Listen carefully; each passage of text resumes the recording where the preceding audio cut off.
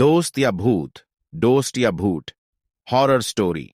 यह बात उस समय की है जब मैं अपने गांव जा रहा था। मेरे गांव पहाड़ों के बीच में बसा है, घनी आबादी से अलग थलग। मेरे गांव में एक कच्ची सड़क है जिस पर केवल एक बस चलती है जो गांव से बाहर तक ले जाती है और लाती है। मैं अपनी नानी के घर गया हुआ था और वहीं से ही लौट कर आ रहा था। रात का समय था। बस ने मुझे गांव के बाहर उतारा था क्योंकि सड़क गांव से बाहर की ओर थी और मेरा घर गांव के काफी अंदर था। पर इससे मुझे कोई फर्क नहीं पड़ता क्योंकि पहले भी मैं बहुत सी बार सफर कर चुका हूं। पर इस बार मैं काफी देर रात गांव में पहुंचा था। मैंने अपना सामान उतारा और उसे उठाकर अपने घर की तरफ बढ़ा। उस समय रात के लगभग 12:30 बजे थे और जैसा कि आप जानते हो, गांव में लोग जल्दी ही सो जाया करते हैं, तो वैसा ही था। पूरा गांव सुनसान पड़ा था। ऐसा लग रहा था मानो जैसे गांव नहीं, कोई जंगल में आ गया हूं। अब थोड़ा मुझे डर लगने लगा। मैं बस भगवान से दुआ कर रहा था कि जल्दी से घर पहुंच जाऊं, पर मेरा घर थोड़ा दूर था।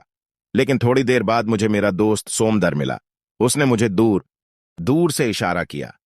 मैं यह सोच रहा था कि इतनी रात में यह यहां क्या कर रहा है, पर खैर छोड़ो। मैं तो बड़ा खुश था कि कम से कम मुझे कोई साथी तो मिल गया। अब मेरा डर कम हो गया है क्योंकि इस सन्नाटे में चुप्पी तोड़ने के लिए कोई तो है मेरे साथ।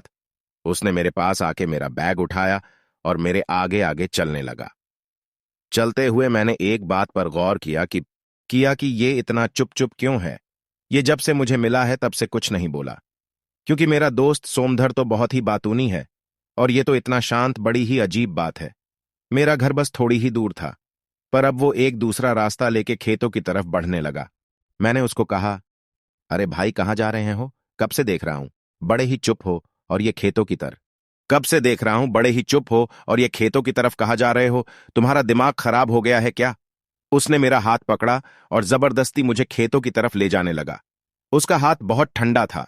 मुझे समझते हुए देर न हुई कि यह मेरा दोस्त नहीं है।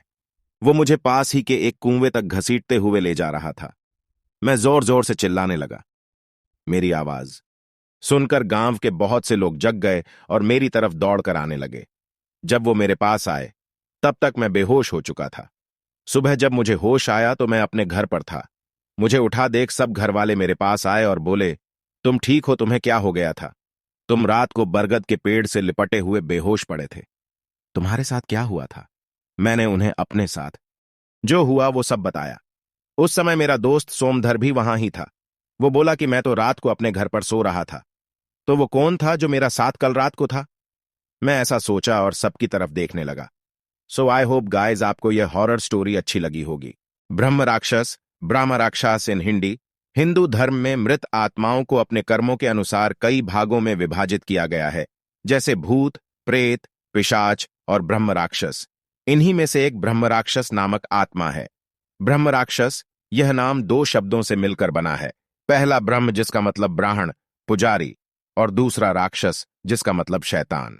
ब्रह्म राक्षस वह आत्मा होती है जिसमें ब्राह्मण और राक्षस दोनों के ही गुण होते हैं। ब्राह्मण या कोई ज्ञानी व्यक्ति जब अकाल मृत्यु को प्राप्त हो जाता है तो ऐसे में वो एक ब्रह्म राक्षस बन जाता है। ऐसे व्यक्ति जो उच्च ज्ञानी होकर भी अपने ज्ञान का गलत उपयोग करते हैं तो वे ब्रह्म राक्षस बन जाते हैं। ऐसे में वो व्यक्ति काफी शक्तिशाली बन जाता। कहा जाता है कि ब्रह्म राक्षस ऐसी शक्ति होती है जिससे छूट पाना काफी मुश्किल होता है। अगर कोई व्यक्ति इनके शिकंजे में आ जाता है तो वो व्यक्ति तभी छूटता है जब इनका मन हो। इनके ऊपर सभी तंत्र और मंत्र बेकार साबित होते हैं। अगर कोई तांत्रिक इनसे जोर जबरदस्ती करता है तो ऐसे में उसका विनाश होना तय होता है। ब्रह्म राक्षस से केवल वह व्यक्ति बच सकते हैं जो नियमित रूप से भगवान का पाठ करते हैं और मंदिर जाते हैं। भगवान में पूर्ण रूप से आस्था रखने वाले ही इनसे बच पाते हैं। इस क्रिया को भागमती विद्या के नाम से जाना जाता है।